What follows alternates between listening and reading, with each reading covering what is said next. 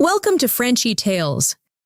Make your learning journey fun and exciting with engaging stories. Je m'appelle Camille, j'ai 29 ans. Je vis dans une petite ville appelée Maple Creek. C'est un endroit calme avec des rues tranquilles.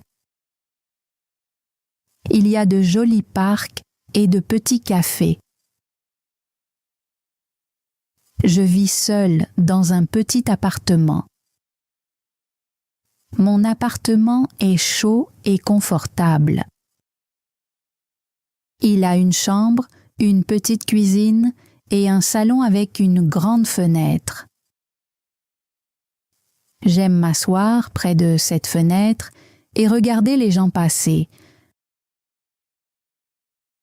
Je travaille dans une bibliothèque. J'aime beaucoup les livres. Quand je lis, j'ai l'impression de voyager dans de nouveaux mondes. Mais parfois, lire ne suffit pas. Parfois, je me sens très seule. La plupart de mes amis sont mariés maintenant. Ils ont des maris, des femmes, des enfants et des vies bien remplies. On se voit parfois, peut-être une fois par mois pour un café, mais ce n'est plus comme avant. Les soirées sont les plus difficiles. Je rentre du travail et mon appartement est silencieux, trop silencieux. Je dîne seule, je regarde la télé seule, je lis seule. Le silence est lourd, comme une couverture que je ne peux pas enlever. Je souhaitais avoir quelqu'un à qui parler, quelqu'un avec qui partager ma journée, quelqu'un qui rirait avec moi. Un soir, mon amie Sarah m'a appelée. Elle m'a demandé « Camille, comment tu vas ?» J'ai dit « Ça va, je suis juste fatiguée. » Mais elle connaissait la vérité. « Tu es encore seule, n'est-ce pas ?» demanda-t-elle doucement. Je ne voulais pas l'admettre, mais oui, je l'étais. J'ai murmuré « oui ». Sarah a dit « Pourquoi tu n'essaies pas les sites de rencontres ?» Beaucoup de gens rencontrent quelqu'un comme ça maintenant. J'avais peur. Les rencontres en ligne me semblaient étranges. Rencontrer des inconnus sur Internet me paraissait dangereux. J'ai dit à Sarah « Je ne sais pas, ça me semble bizarre. » Mais Sarah a dit « Essaie, Camille, fais attention. Parle d'abord, qu'est-ce que tu risques ?» Ce soir-là, j'ai décidé de le faire. Mes mains tremblaient un peu. J'ai créé un profil sur un site de rencontre. J'ai écrit des choses simples sur moi. J'aime les livres, j'aime les promenades tranquilles, j'aime le thé. J'ai mis une photo de moi souriante devant la bibliothèque. J'étais nerveuse. Et si personne ne m'aimait? Et si quelqu'un de dangereux m'écrivait? J'ai paniqué et j'ai fermé le site. Peut-être que c'était une mauvaise idée. Quelques jours ont passé. Je n'ai pas regardé le site parce que j'avais trop peur. Puis un soir, je me suis sentie encore très seule. Le silence dans mon appartement était fort et coupant. Je me suis rappelé les mots de Sarah. « Qu'est-ce que tu as à perdre ?» J'ai rouvert le site. Il y avait des messages. Mon cœur battait vite. La plupart des messages étaient courts et simples. « Salut, tu es jolie ». Mais un message était différent. Il venait d'un homme nommé David. Il avait écrit « Bonjour Camille, je vois que tu aimes les livres. Moi aussi j'adore lire, ton sourire a l'air gentil. » J'ai ouvert son profil. Il avait les cheveux bruns et de doux yeux marrons. Il souriait sur sa photo et il avait l'air sympathique. Il avait 32 ans et vivait dans une ville, à 1 heure d'ici. Son profil disait qu'il aimait la randonnée, les films et la cuisine. Il semblait gentil, normal, sûr. Je lui ai répondu « Bonjour David, merci pour votre message. Oui, j'adore les livres. » Il a répondu rapidement « Qu'est-ce que tu lis en ce moment ?» Nous avons commencé à parler. Nous avons parlé de livres, de nos auteurs préférés et des films que nous aimions. Nous avons parlé de nos rêves. Il a dit qu'il voulait voyager plus. J'ai dit que je voulais un petit jardin un jour. Très vite, nous avons commencé à nous envoyer des messages tous les jours. Chaque matin, je me réveillais et je regardais mon téléphone. Il y avait toujours un message de David. « Bonjour Camille, passe une bonne journée. » Ça me faisait sourire. Le soir, nous parlions pendant des heures. Il me demandait comment s'était passée ma journée à la bibliothèque. Il écoutait vraiment. Il me faisait rire. Il racontait des histoires drôles sur son travail. Il travaillait avec des ordinateurs. Quelque chose que je ne comprenais pas vraiment, mais j'aimais entendre sa voix. Quand nous avons commencé à nous appeler, nos conversations ont rempli les espaces vides et silencieux de ma vie. Je ne me sentais plus seule, je me sentais heureuse, enthousiaste. J'attendais ses messages et ses appels. Il était comme un ami très proche, peut-être même plus. Après 2 semaines de discussions en ligne, David a demandé « Camille, est-ce qu'on peut se rencontrer? J'aimerais te voir en vrai. » Ma peur est revenue. Rencontrer quelqu'un d'Internet me semblait risqué. Mais je lui faisais confiance. Il semblait honnête et doux, alors j'ai dit oui. Nous avons choisi un café dans ma ville, un lieu public où je me sentais en sécurité.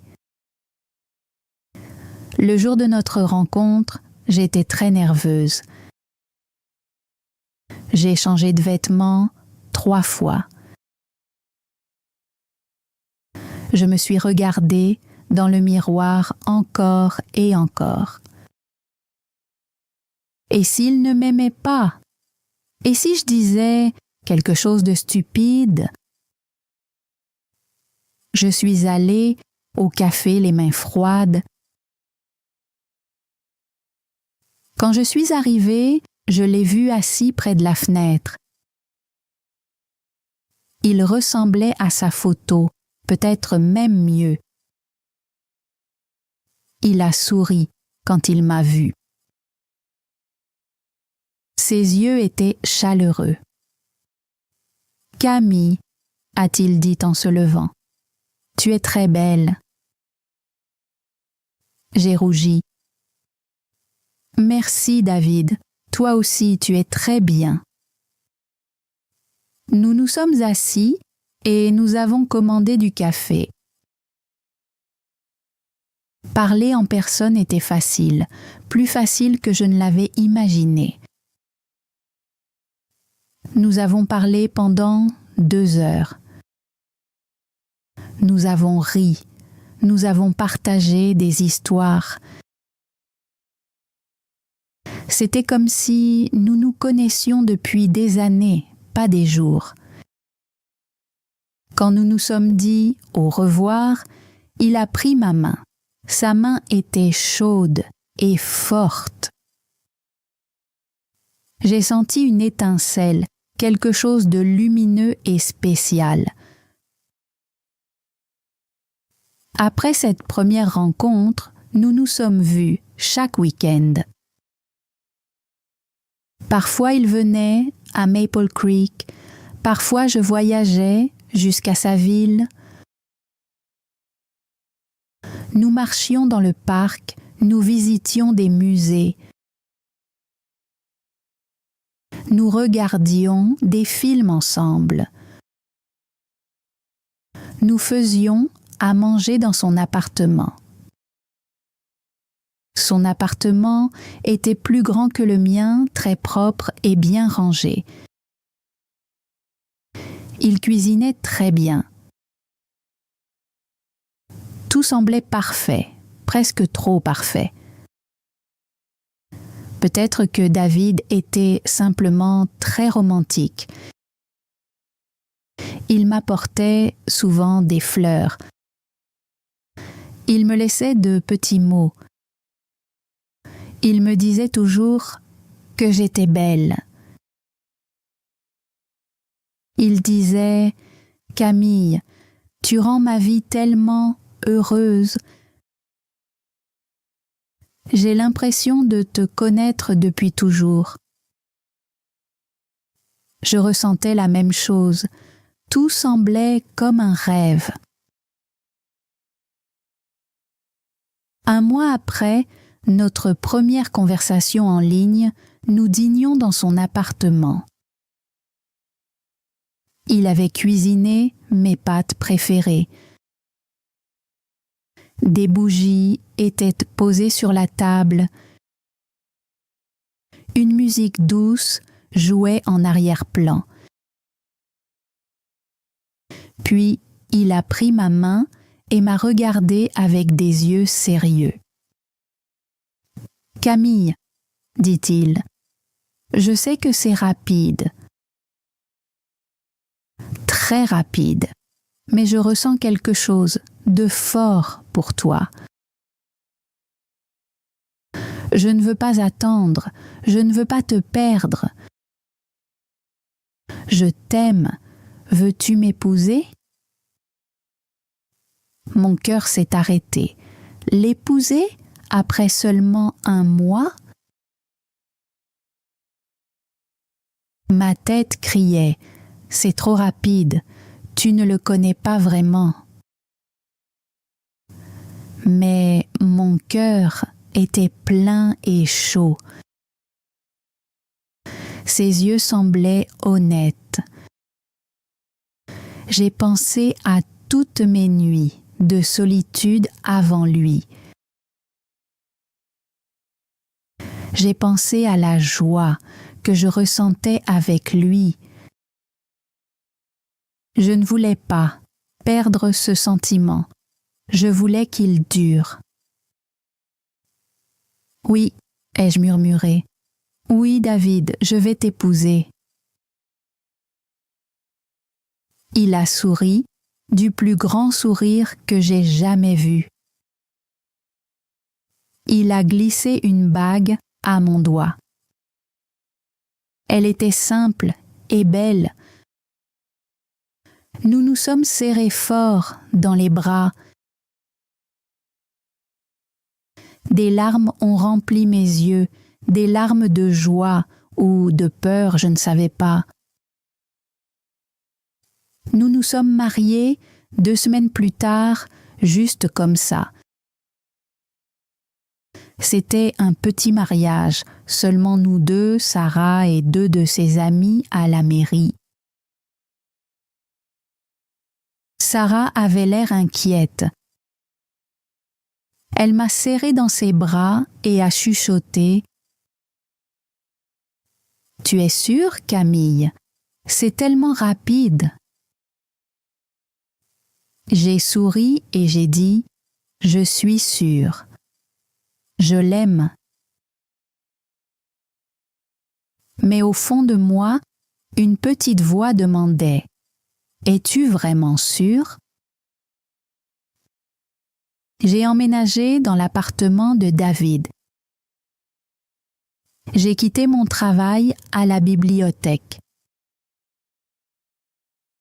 J'ai quitté mon petit chez-moi douillet avec la grande fenêtre. J'ai quitté Maple Creek. Ma nouvelle vie a commencé. Les premières semaines ressemblaient à une lune de miel. David était doux et attentionné. Il m'apportait le petit déjeuner au lit. Nous partions en week-end. Nous parlions de notre avenir, acheter une maison, peut-être avoir des enfants. Je me sentais en sécurité et heureuse. Je pensais, tu vois, ce n'était pas trop rapide, c'est réel. Mais peu à peu, les choses ont commencé à changer. De petites choses au début. David aimait que tout soit très bien rangé, trop bien rangé.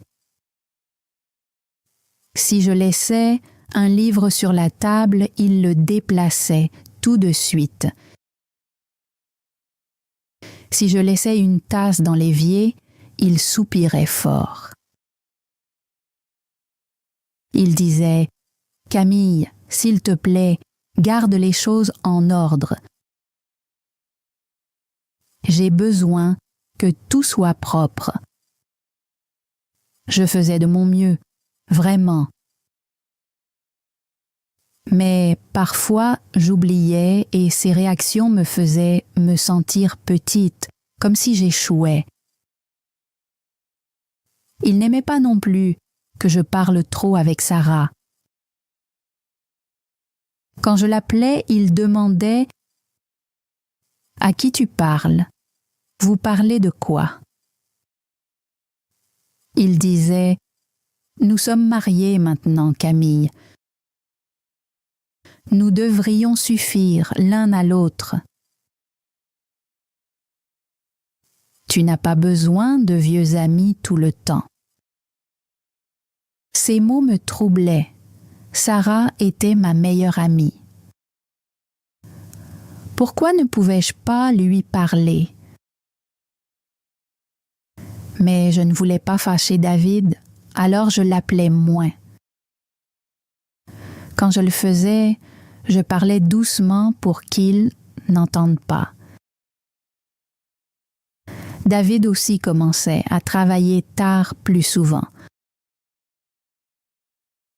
Avant le mariage, il rentrait à l'heure. Maintenant, il arrivait souvent après que je sois déjà au lit. Le travail est chargé, de gros projets, disait-il. Je voulais le croire. Mais parfois il sentait le parfum, un parfum de femme. Je lui ai demandé une fois, il s'est fâché. « Tu m'accuses, tu ne me fais pas confiance, je travaille dur pour nous. » Sa colère m'a fait peur. J'ai arrêté de poser des questions. L'homme que j'avais épousé ne ressemblait plus à celui que j'avais rencontré en ligne. Le David des messages était calme et chaleureux. Le David avec qui je vivais était parfois de mauvaise humeur, parfois silencieux et froid, parfois en colère pour de petites choses. Je ne comprenais pas. Est-ce que c'était de ma faute? Ou bien était-ce le vrai David? Celui que je n'avais jamais vu parce que tout était allé trop vite? J'ai recommencé à me sentir seule, même si j'étais mariée. Même si quelqu'un partageait l'appartement avec moi, je me sentais seule. Mon ancienne fenêtre me manquait. Mon travail à la bibliothèque me manquait. Ma vie tranquille me manquait. Parler librement avec Sarah me manquait. Je me sentais piégée. Un soir, je faisais le ménage. En rangeant des affaires, j'ai trouvé une boîte au fond du placard de David. Elle était cachée derrière de vieux vêtements. Je l'ai tirée et ouverte. À l'intérieur, il y avait des lettres d'une autre femme. Elle s'appelait Lisa. Les lettres étaient anciennes, écrites avant qu'il ne me rencontre. Mais c'étaient des lettres d'amour, pleines de sentiments forts. Elles parlaient de rêves, de promesses et d'un avenir ensemble. Mes mains ont commencé à trembler. Qui était Lisa? M'en avait-il déjà parlé? Non, il ne m'avait jamais dit son nom.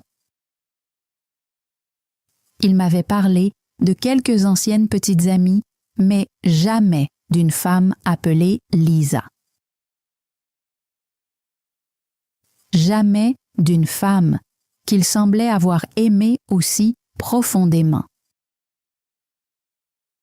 Pourquoi avait-il caché ça? Ce soir-là, quand David est rentré, je lui ai demandé. Je lui ai montré les lettres. Son visage est devenu pâle puis rouge. Il m'a arraché les lettres des mains. « Pourquoi tu fouillais dans mes affaires ?» a-t-il crié. « C'est privé. » J'ai reculé. Je ne fouillais pas. J'ai trouvé la boîte en rangeant. « Qui est-ce, David? Pourquoi tu ne m'en as jamais parlé? » Il n'a pas répondu. Il criait seulement à propos de sa vie privée, de la confiance. Il disait que j'avais brisé sa confiance en ouvrant la boîte. J'étais perdue et blessée. Il avait caché quelque chose d'important, mais d'une manière ou d'une autre, il me rendait coupable. Nous nous sommes disputés, des mots forts et tranchants. C'était notre plus grosse dispute. Il n'a toujours pas expliqué qui était Lisa. Il s'est juste mis en colère et a dormi sur le canapé. Je suis restée seule dans le lit. Le silence était lourd, comme dans mon ancien appartement. Mais ce silence-là était pire. Il était rempli de peur, de doute et de regret. Avais-je épousé quelqu'un que je ne connaissais pas vraiment? Avais-je commis la plus grosse erreur de ma vie? Je voulais retourner à Maple Creek, retourner à mes livres et à ma fenêtre tranquille. Mais j'étais mariée maintenant. C'était ma vie. J'avais sauté trop vite, trop aveuglément. Les jours après, la dispute était froide et distant. David et moi parlions à peine. Il partait tôt le matin et rentrait tard le soir. Nous dînions sans un mot. L'appartement ne semblait plus chaleureux. Il ressemblait à une chambre d'hôtel qui n'appartenait à aucun de nous. Les conversations faciles du début me manquaient. Le regard doux dans ses yeux me manquait. Maintenant, ses yeux semblaient fermés, méfiants. Je me sentais tellement seule, plus seule qu'avant, quand je vivais seule. J'ai décidé d'appeler Sarah. J'avais besoin de parler à quelqu'un. J'ai chuchoté au téléphone quand David n'était pas là. « Sarah », ai-je dit en pleurant doucement, « je crois que j'ai fait une erreur, une terrible erreur. » Sarah a écouté en silence. Elle n'a pas dit « je te l'avais dit ». Elle a juste dit « oh Camille, je suis tellement désolée que tu souffres. Raconte-moi ce qui s'est passé. » Je lui ai tout raconté, sa manie de tout garder en ordre, le fait qu'il n'aimait pas que je parle à mes amis, ses retours tardifs, l'odeur de parfum, les lettres de Lisa et notre dispute.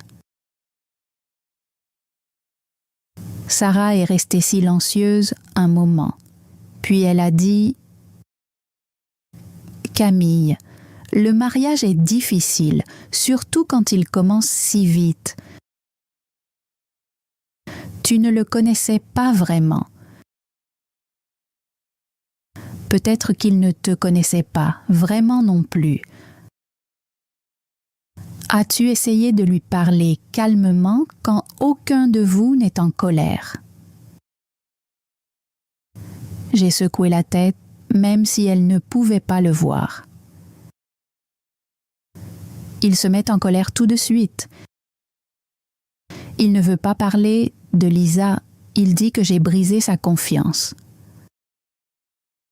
Sarah a soupiré doucement. Peut-être qu'il avait peur lui aussi. Peut-être qu'il avait peur que si je connaissais son passé, je le quitte. Ça n'excusait pas ses actions, mais peut-être que c'était pour ça qu'il gardait tout caché. Les mots de mon ami sont restés dans ma tête. Peut-être que David n'était pas seulement en colère. Peut-être qu'il se sentait faible et effrayé à l'intérieur. J'ai décidé de lui reparler, mais calmement cette fois. Ce soir-là, j'ai cuisiné son plat préféré. J'ai allumé des bougies, comme le soir où il m'avait demandé de l'épouser. Quand il est rentré, il avait l'air surpris. Nous avons mangé en silence, sans dire grand-chose. Après le dîner, j'ai pris une grande inspiration. « David, » ai-je dit doucement, « on peut parler ? S'il te plaît, ne te fâche pas, je veux juste comprendre. » Il avait l'air incertain, mais il a hoché la tête. « D'accord. » J'ai été blessée quand j'ai trouvé les lettres, ai-je dit. Pas seulement parce que c'était des lettres d'amour, mais parce que tu ne m'as jamais parlé d'elle. De Lisa, ça m'a fait sentir que tu cachais une grande partie de ta vie. Ça m'a fait me demander ce que tu cachais encore. Ça m'a fait sentir que peut-être je ne te connais pas du tout. David a regardé ses mains. Il n'a pas parlé pendant longtemps. J'ai attendu, je ne l'ai pas poussé. Finalement, il a commencé à parler d'une voix basse et fatiguée. « J'aurais dû te parler de Lisa, » a-t-il dit. Nous sommes restés ensemble 3 ans. Nous étions fiancés. Puis, elle m'a quitté pour quelqu'un d'autre. Ça m'a détruit. Je ne pensais pas pouvoir aimer à nouveau. Il a levé les yeux. Il semblait triste et vide. Quand je t'ai rencontrée, Camille, tout a changé. Tu étais gentille, tu étais douce. Tu m'as fait me sentir vivant, à nouveau. Tu m'as redonné de l'espoir. Mais j'avais peur de te parler de Lisa. Peur que tu penses que je n'étais pas guérie. Peur que tu te compares à elle, peur que tu partes comme elle l'a fait. Il a attrapé ma main. Cacher tout ça était une erreur, je le comprends maintenant. Mais j'avais peur. Quand tu as trouvé les lettres, je me suis sentie exposée, honteux. J'ai réagi mal. Je suis désolée, Camille, vraiment. En l'écoutant, quelque chose a changé en moi. Il n'était pas seulement en colère, il était blessé. Il avait peur. Tout comme moi. Nous étions 2 personnes seules qui s'étaient trouvées trop vite et qui essayaient maintenant de construire une vie sans vraiment savoir comment faire. Moi aussi j'avais peur, dis-je doucement. Peur que notre mariage, si rapide, soit une erreur. Peur que tu ne sois pas l'homme que je croyais. Nous avons parlé longtemps cette nuit-là. Nous avons parlé de nos inquiétudes, de nos peurs, de nos rêves. Ce n'était pas simple. Nous avons pleuré. Nous sommes restés en silence. Mais nous nous sommes écoutés. Vraiment écoutés. Pour la première fois depuis notre mariage, j'ai senti que nous étions à nouveau une équipe essayant de se comprendre. Les choses ne sont pas devenues parfaites comme par magie. Le mariage n'est pas un conte de fées. Nous avions toujours des problèmes. David avait encore besoin que tout soit propre et bien rangé. Il m'arrivait encore de regretter ma vieille vie. Il travaillait toujours, de longues heures, mais il a commencé à m'appeler plus souvent. Il a essayé de partager davantage ses émotions. J'ai essayé de comprendre son besoin d'ordre. J'ai recommencé à parler régulièrement avec Sarah et David ne s'est pas plaint. Il a compris que j'avais besoin d'amis. Nous avons recommencé à faire de petites choses ensemble, des promenades après le dîner, cuisiner ensemble le week-end.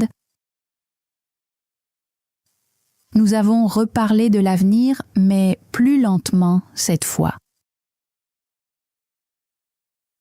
Nous avons appris que le mariage demande des efforts. Il demande de la vérité, il demande du temps. Il demande de la patience, il demande du pardon. Nous avons appris que tomber amoureux d'une personne rencontrée en ligne et se marier rapidement est compliqué. On saute les étapes lentes qui permettent vraiment de connaître quelqu'un. On plonge directement dans le grand bain. Parfois, l'eau est plus froide qu'on ne l'imaginait. Parfois, il y a des rochers cachés. Mais parfois, on apprend à nager ensemble. Cela fait 1 an que nous sommes mariés. Notre mariage est-il parfait? Non. Ai-je encore des doutes parfois? Oui. Regrettons-nous de nous être mariés? Je ne sais pas. Certains jours sont difficiles. Certains jours, je me sens un peu seule. Mais d'autres jours sont bons. Nous rions, nous nous soutenons, nous continuons d'essayer. Petit à petit, j'ai compris quelque chose d'important. Trouver l'amour en ligne, c'est possible. Mais l'amour ne suffit pas. Construire une vraie vie ensemble demande plus que des messages et quelques rendez-vous rapides. Cela demande du temps. Le temps de comprendre qui est vraiment l'autre. Le temps de créer la confiance. Le temps d'affronter les problèmes ensemble. J'ai compris que la solitude peut te pousser à choisir vite. Parfois ces choix apportent du bonheur, parfois ils apportent de la douleur. Mais ils t'apprennent toujours quelque chose. Ma décision trop rapide m'a appris beaucoup de choses sur moi, sur ma peur d'être seule, sur mon besoin de connexion, sur mon besoin d'être comprise. Elle m'a aussi appris la patience, la communication et le travail difficile, nécessaire pour garder l'amour vivant. Peut-être que David et moi tiendrons, peut-être que non. L'avenir est encore incertain. Mais nous essayons, nous parlons. Nous apprenons à vivre la vie que nous avons choisie, pas à pas, jour après jour. Si tu écoutes mon histoire, peut-être que toi aussi tu te sens seul. Peut-être que tu penses aux rencontres en ligne. Peut-être que tu as rencontré quelqu'un trop vite. Mon conseil est simple. Soyez prudent, soyez honnête avec vous-même.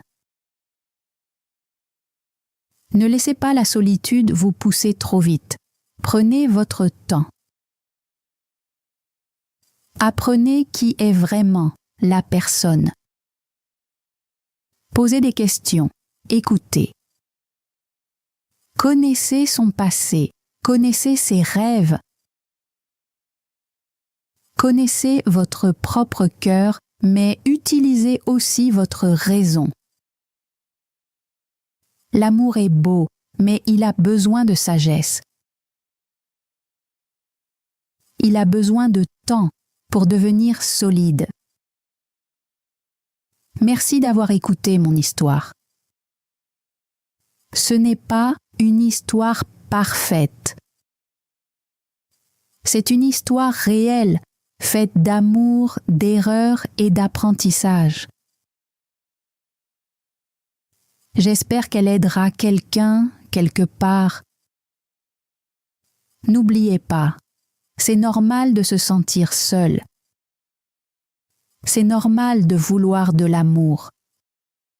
Prenez simplement soin de vous et avancez lentement. Votre bonheur compte. Thanks for joining Frenchy Tales. Don't forget to like, subscribe, and keep learning through stories. See you next time.